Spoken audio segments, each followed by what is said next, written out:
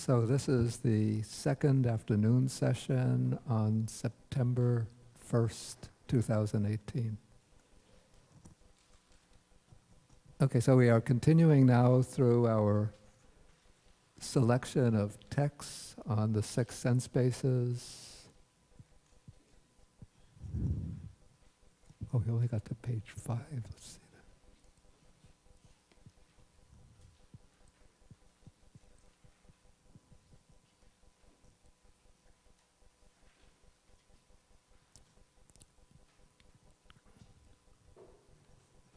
Okay, let us take this sutta. This is a question posed to the Buddha by Sakka, or in Sanskrit, Shakra. Shakra is called Devanam Inda, which means the ruler of the Devas, the ruler of the gods.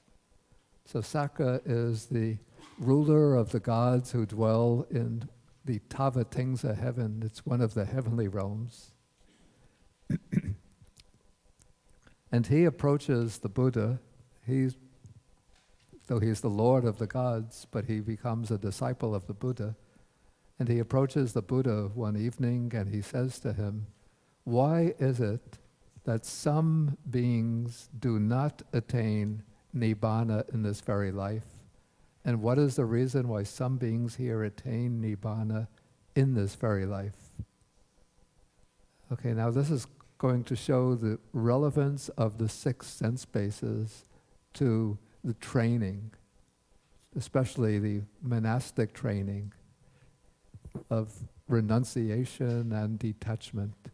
So he says that there are forms that can be cognized through the eye that are desirable, lovely, agreeable, pleasing, sensually enticing, tantalizing. So if a monk seeks delight in them, welcomes them, and remains holding to them, then his consciousness or his mind becomes dependent on them and clings to them. And so the monk with clinging, with upadana, doesn't attain nibbana. And so the same is then stated with reference to each of the other sense bases and their objects. So the basic point is that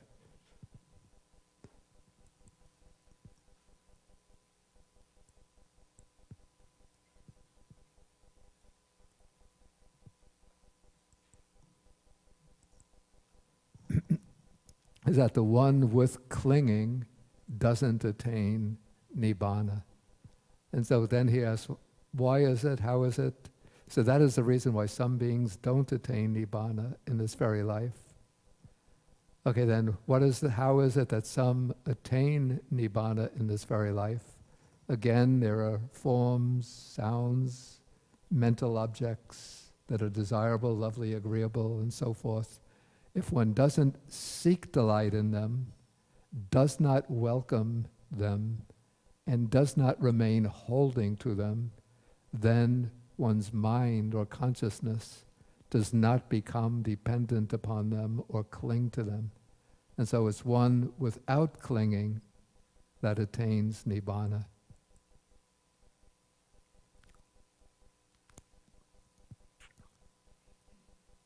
Okay, so we could see here that clinging is the problem. It's the clinging that binds the mind to these sense objects. And the clinging operates by seeking delight in the objects.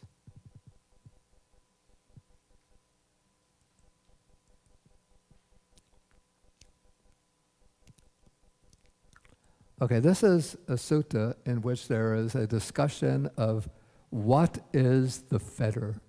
So we could say that the purpose of the Buddha's practice is to cut off the fetters, that it's the fetters that bind us to the cycle of birth and death.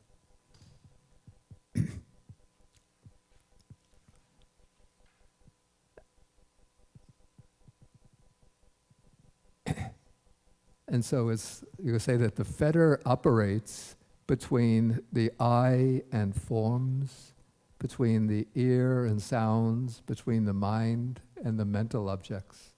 So here, a monk named Mahakotita comes to the Venerable Sariputta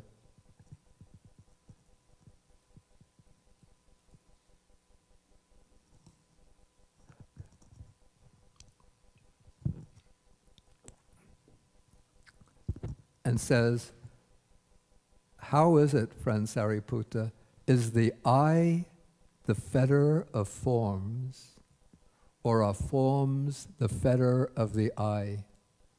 Is the ear the fetter of sounds and so on, or sounds the fetter of the ear?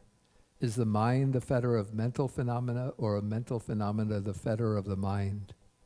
Okay, now if the eye was the fetter of forms, and or forms were the fetter of the eye, then liberation would be impossible, because the eye always goes on perceiving forms, the ear perceiving sounds, the mind cognizing mental objects. And so if one was the fetter of the other, the only way to gain liberation would be to pluck out our eye, to destroy our ear, to maybe take some hot instrument, push it into the nose to destroy the nostrils. And while you still have that hot instrument, you would have to rub it over the tongue and destroy all of the taste buds. And then, I don't know what you could do to the body.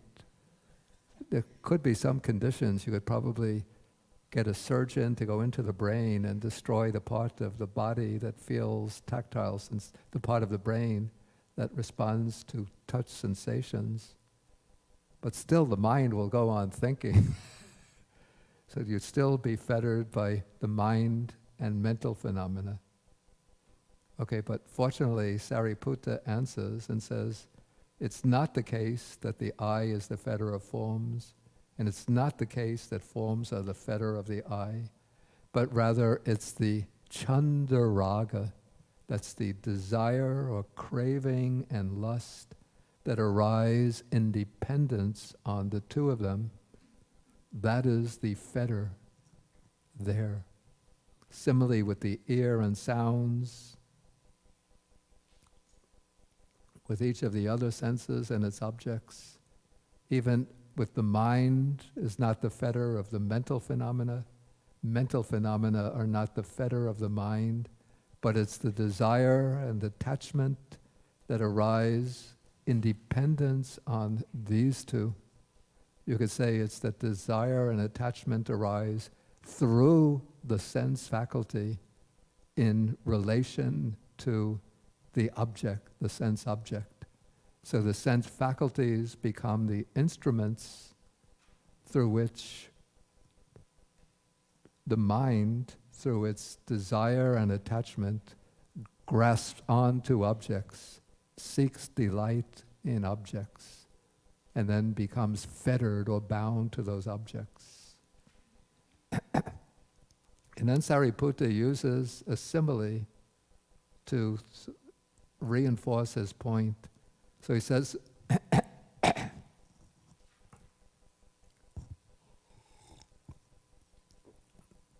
suppose there was a black ox and a white ox that are yoked together by a harness or a yoke. So could you say that the black ox is the fetter of the white ox, or the white ox is the fetter of the black ox? Though the two are joined together, but it's not the black ox that's holding the white ox in place, nor is it the white ox that's holding the black ox in place, but rather it's that harness or the yoke that's yoking the two together. So that is the fetter there. So in the same way, he continues, the eye is not the fetter of forms, and so forth. And then he continues to illustrate his point.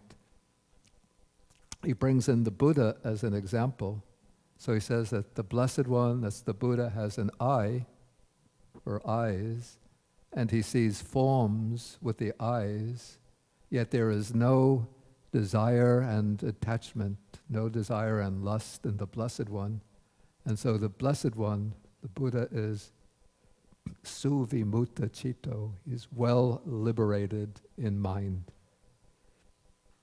So the Buddha is sort of the peak, the most outstanding example.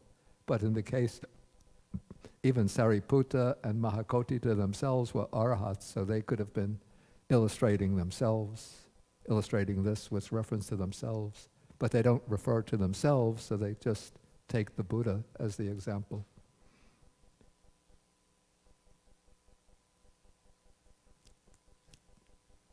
So this leads into the stock passage, and this, again, we're starting to see the practical importance or the practical role of the Buddha's stress on the sense bases.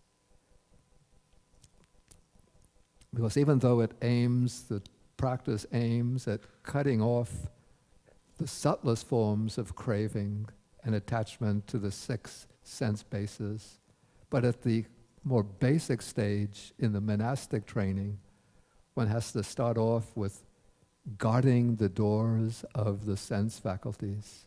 So this is, you could see here how the emphasis in regard to the sense bases is especially on craving. So we have the 6 sense faculties, and usually in our day-to-day life, we just let the senses roam at random through their objects. So we have countless videos available with Netflix, so you can watch thousands and thousands of movies, or people go into more, let's say, undesirable types of seeing forms, pornography, to let the eye just run at random through the objects that attract it. And the ears like beautiful sounds, the nose likes beautiful odors, the tongue likes variety of delicious tastes. So each of the senses tends to run wild amongst its own objects. And so if we're going to let the senses run amongst their objects, then the mind is not able to be collected and well concentrated. So the way of training is to prevent the senses from grasping upon their objects in ways that are going to provoke either lust and attachment, it's covetousness, or dejection and aversion. So this is part of like the very basic training for the monastic person, is to guard the doors of the sense faculties. So it's said that when one sees a form with the eye, one does not grasp its signs and its features. And this is especially the case, I have to say, for sexually attractive objects. Since we have a young monk who's starting the training, he goes on alms round, and in the houses that come out sometimes, say we have a 22-year-old monk, why are you laughing? And there comes out a 16-year-old girl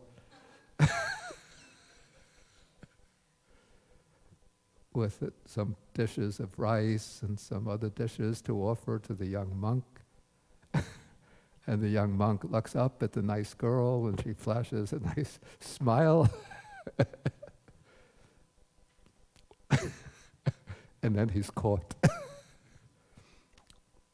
So one has to restrain the senses and not grasp the sign. The sign is the general appearance, and then the features are the details.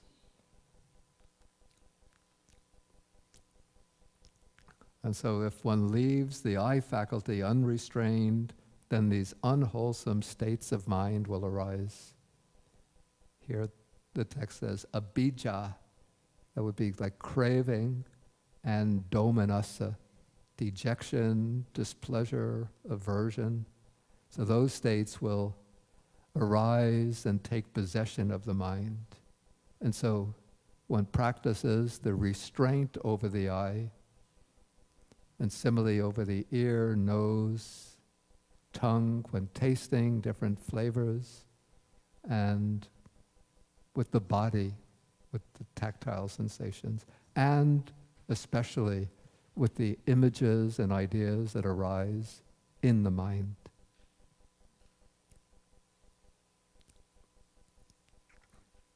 So that is done especially through the practice of mindfulness.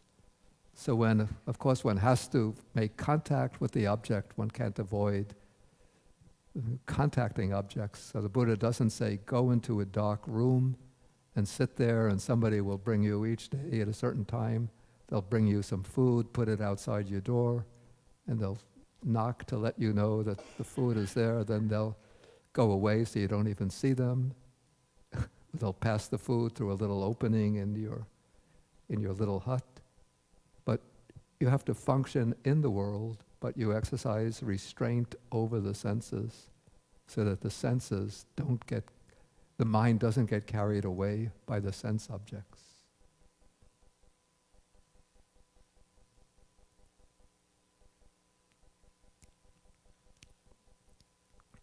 Okay, then there's a way that the Buddha illustrates this with, it's called the simile of the 6 animals.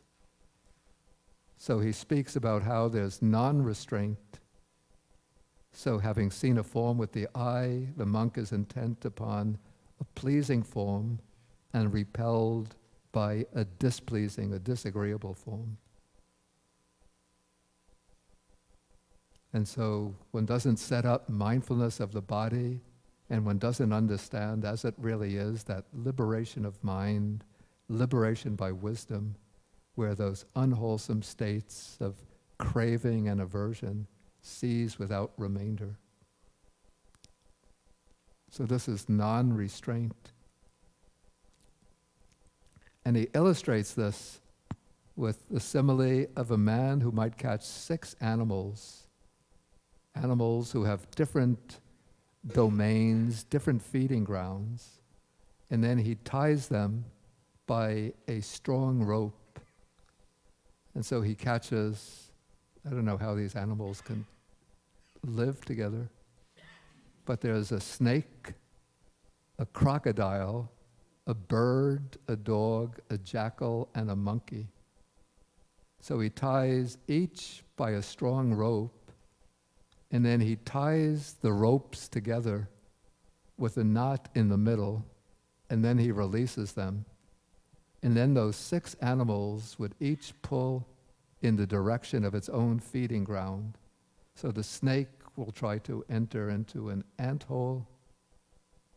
The crocodile wants to enter the water.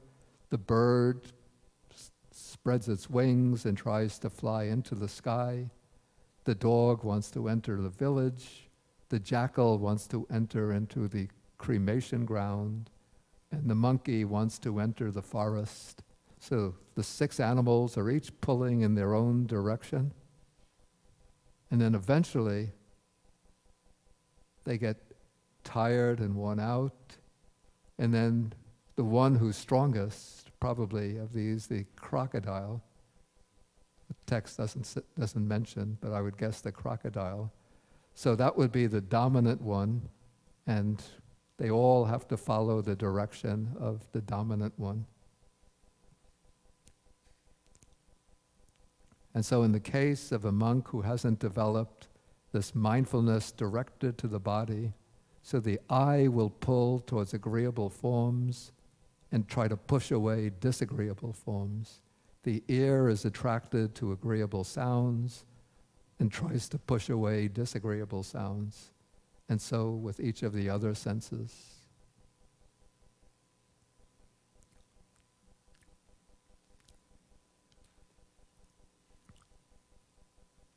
So they each pull to their own agreeable object and away from the object that's repulsive. Okay, so the opposite of this, that is non-restraint. So this is, now we come to the case when there's restraint.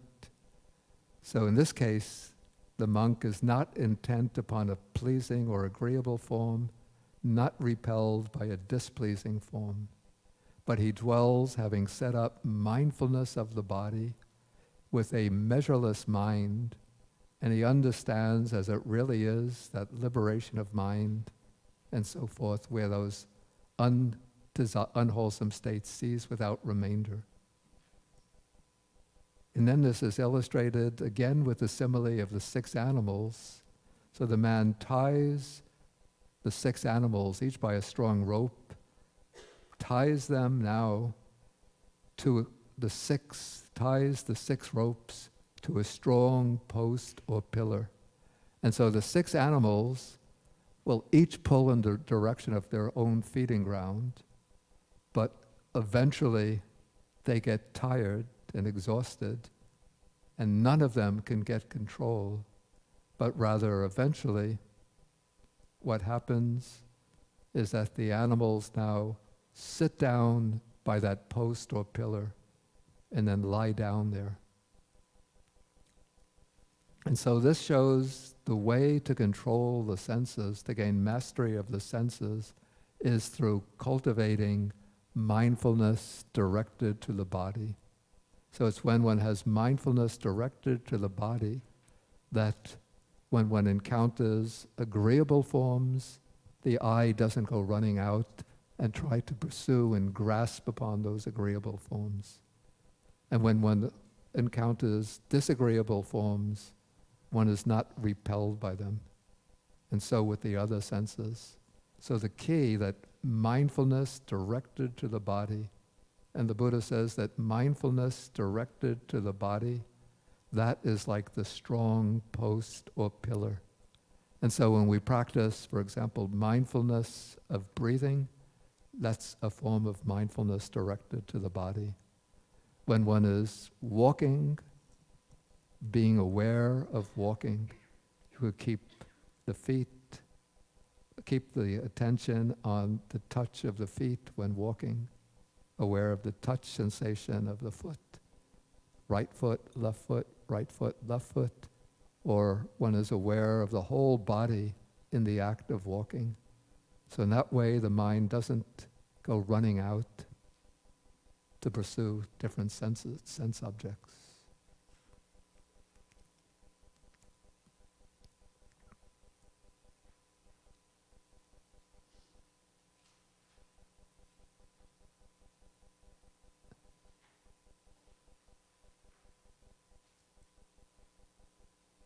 I'll look for the more interesting passages.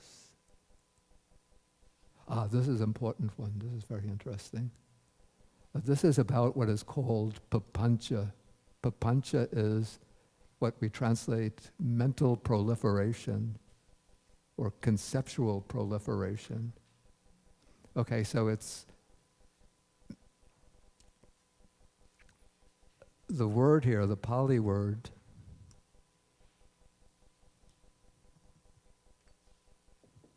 is papancha.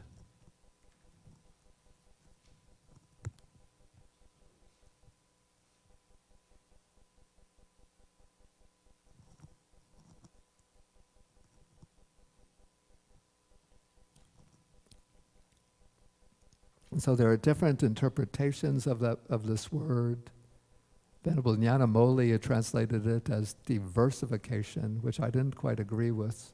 So I used in the middle-length discourses, I used a word called proliferation, which I got from a Sri Lankan monk named Bhikkhu Nyanananda. So papancha is the tendency of the mind to build up its kind of projections and imaginations, imaginary ideas upon the basis of the sense data that become available to it. So we could say that maybe papancha is the process of conceptual construction, of mental construction, and particularly building up the commentaries identify papancha with the activities of craving, conceit, and views, wrong views. And so this sutta, spoken by the monk called Mahakachana, is explaining how mental proliferation takes place on the basis of sensory experience. So he says, dependent upon the I and forms, I consciousness arises. The meeting of the three is contact. With contact as condition, there is feeling. So this much, you could see, it's all stated in rather impersonal terms, like things that occur almost automatically. The I and form, the I comes together with forms. There's I consciousness, the meeting of the three, contact, conditioned by contact, feeling. Then what one feels, that one perceives. With that expression, one perceives, you could see the sense of the subject or the agent is becoming more prominent. Okay, when one perceives something, then building on the perception, one starts to think about it, one reflects on it, one examines it, thinks about it in various ways. And thinking itself can be good, it can be beneficial.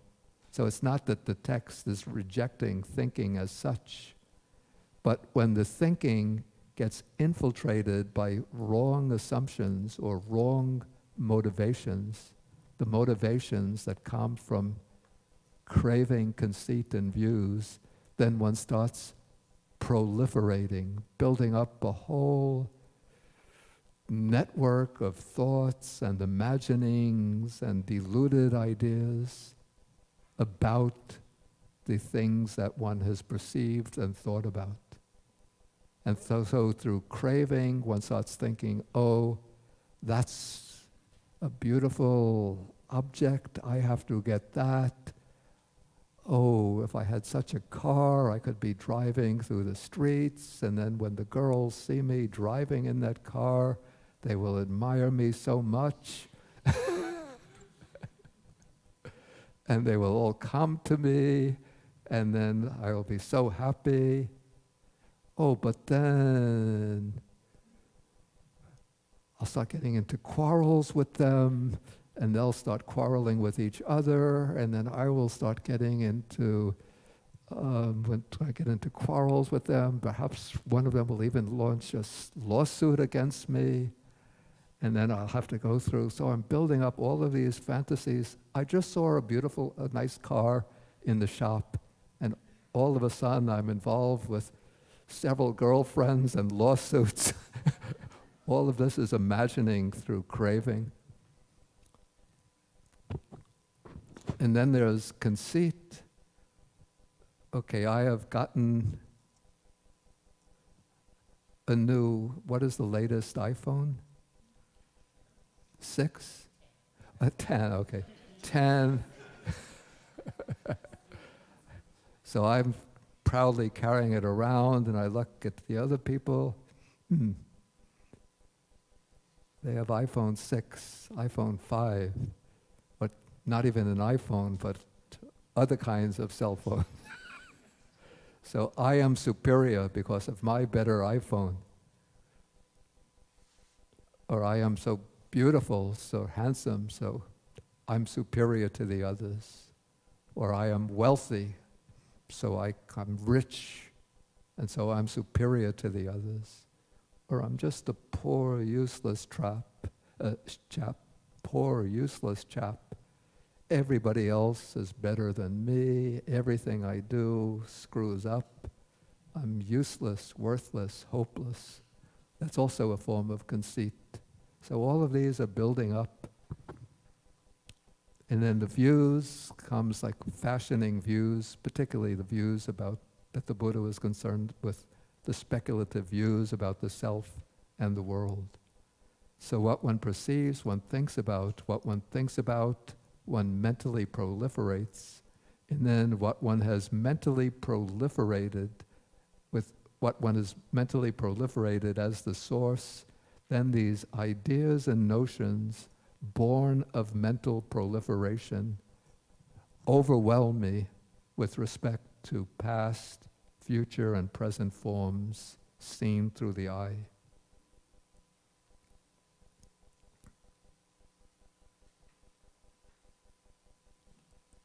And so the term that's used here is proliferation, but another word that's used almost with the same meaning in the suttas is the word conceiving. Here the Pali word is manyata, manyana, or sometimes the past participle becomes a noun, manyita. And so what is meant by conceiving? So here we have a sutta which speaks about the different types of conceiving. So I am is a conceiving, I am this is a conceiving, I shall be, I won't be, then the different modes of existing in the future. I will consist of form, I will be formless, I will have perception, without perception, and so on. So these are, according to the Buddha, like these are deluded ideas born of craving, conceit, and wrong views. And so then the Buddha teaches a way that is suitable for uprooting all conceivings. And so what is that way? So the monk, he's speaking about the monk practitioner, does not conceive the I. That is, he doesn't take the I to be I and mine. He doesn't conceive in the I in regard to the I. He does not conceive from the I, does not conceive the I is mine, does not conceive forms and so on in regard to all of the other sense objects.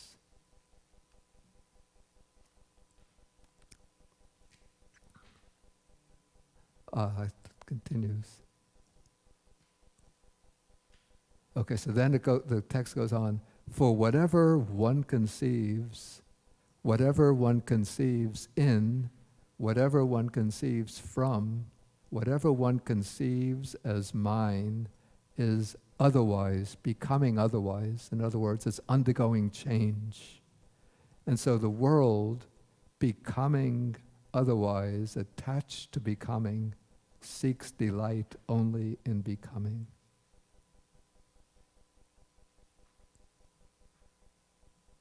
Okay, so that is the way suitable for uprooting all conceivings.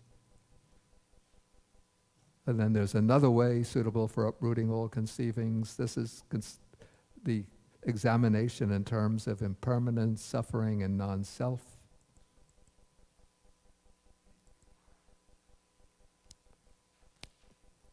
Maybe at this point, let's see, we have a few minutes. So maybe at this point, we'll take some questions. We'll just pause and take some questions. Okay, is it Punika? Okay.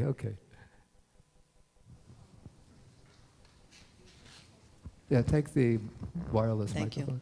You were just talking about mental proliferation. Yeah. Is that the same as obsessive thoughts or repetitive thoughts? I would say obsessive thoughts and repetitive thoughts. Right. That would be the proliferation that's reached the point where it says that it obsesses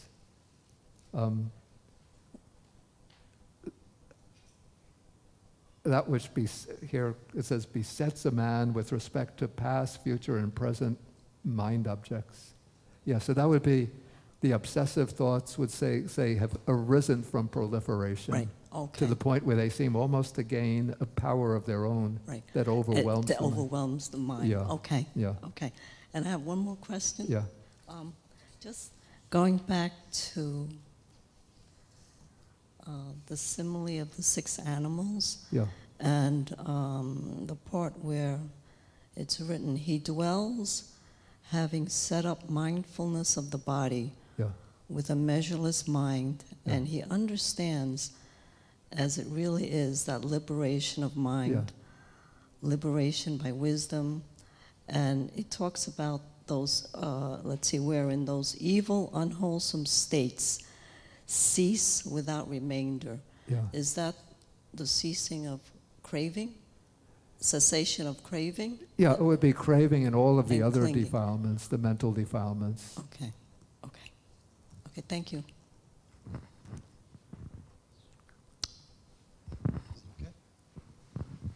Okay, Sam?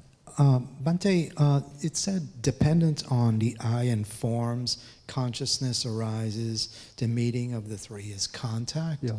Before, when the flowers were on your desk and you didn't make contact with them, there was no consciousness that there were flowers. Can there be consciousness if there is no contact? In other words, doesn't contact come before the consciousness? Okay, yeah, that's a good question.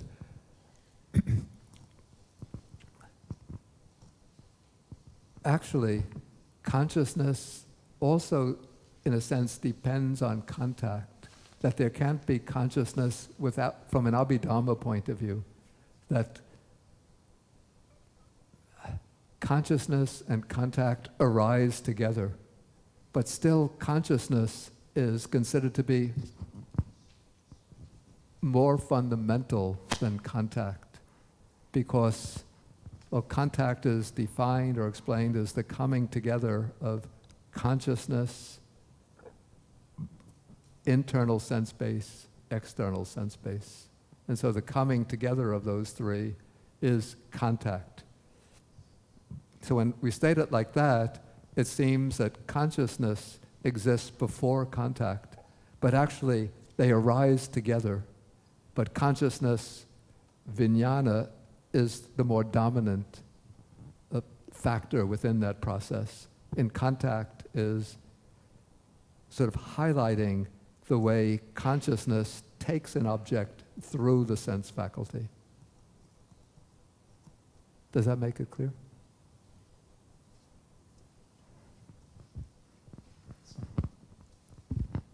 When we look at an object, or in a peripheral way, there's no contact really. It's just seeing a vast.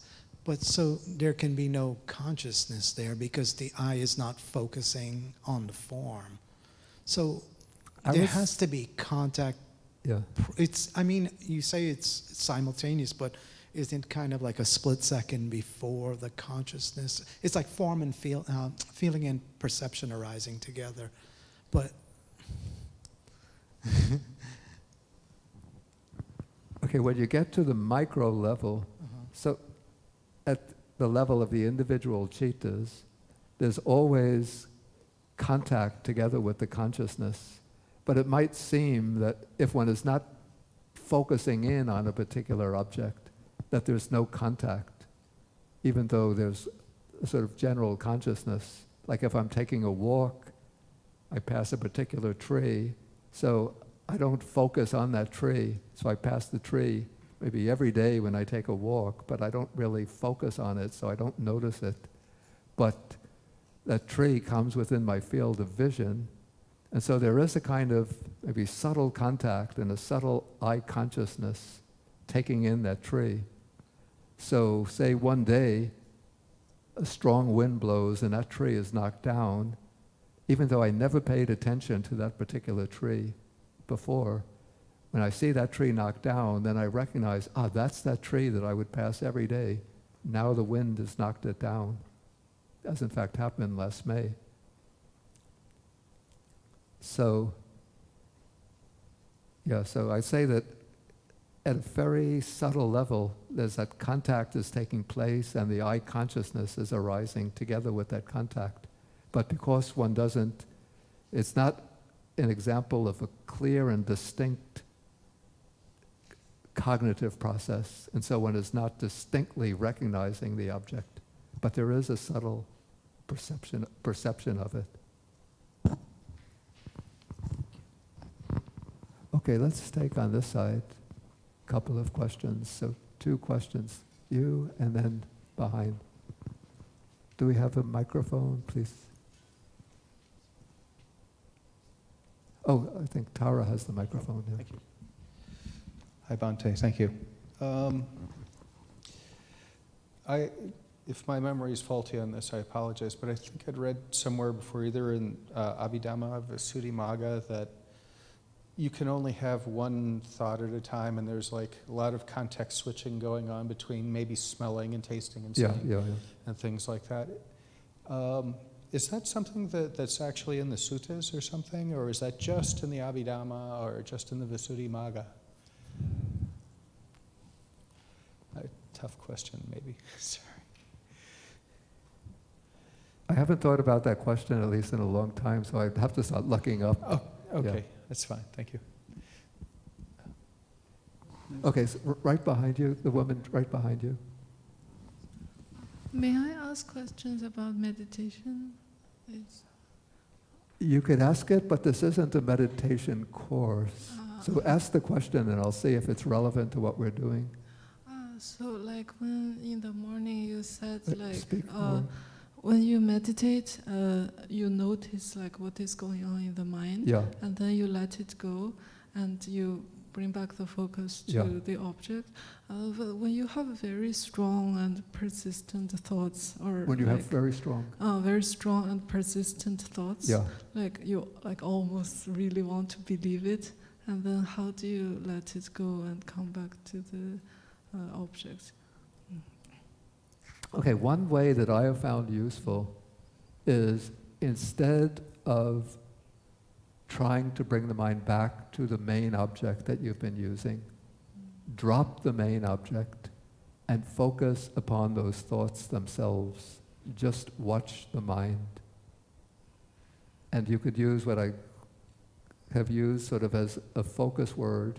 Just use the word mind, mind, in order to observe the mind.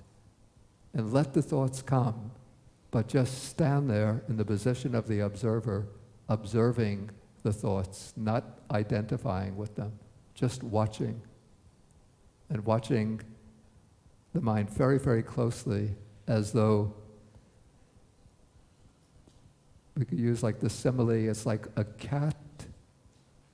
You know, when some mice in a house, sometimes they dig little holes in the wall and they have their little hiding place behind the wall, and the cat knows that the mice are in there, so the cat comes and waits by that hole, waiting for the mouse to peek out, and then the cat will grab the mouse. So you stand, in a sense, mentally, you stand at the mouse hole of the mind, watching the mind. And when those thoughts come, you just note them and just observe them until you'll find that they start to lose their force, lose their power, and fade away. And then when they fade away, then you come back to the main object. Thank you. Okay, we'll take one quick question from Suki, then we have to do the group photograph.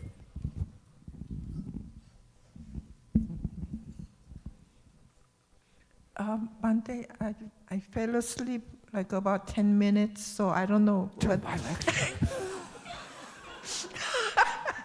So I don't know whether you explained while I was sleeping, but if you haven't, my question is about the Dvara door, sense door. There are like so many different terms, like Pasada, Dvara, Dhatu. When do you use the sense door? How do you, any specific time that you have to use door, mind door? I think maybe the main occasion, different occasions. Okay, if you're doing like the Abhidhamma sort of investigation or study in the Abhidhamma, then the doors become important when one wants to look into what kind of chittas arise through each of the sense doors. Yeah, there one uses the word door. So you can look in the comprehensive manual of Abhidhamma in chapter 3.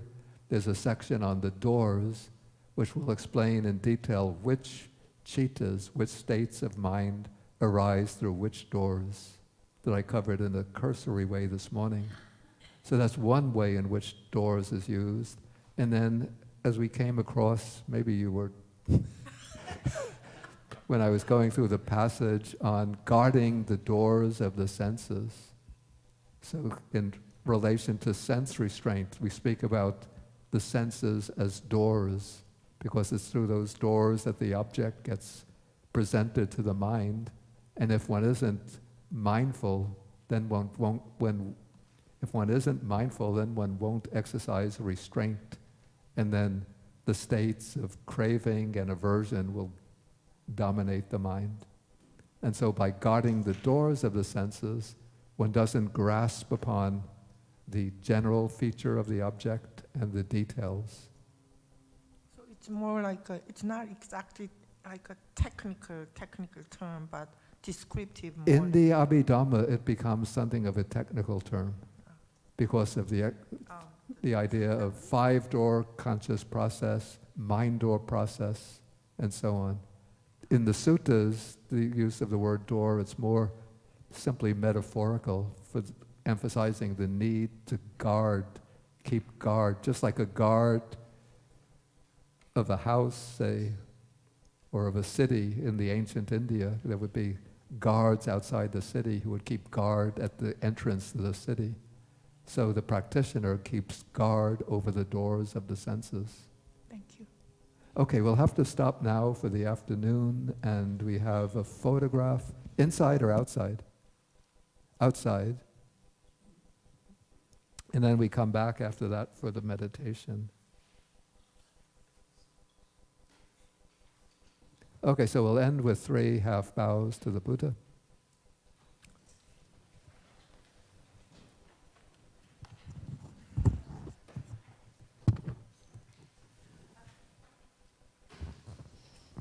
Fully bow to the Buddha.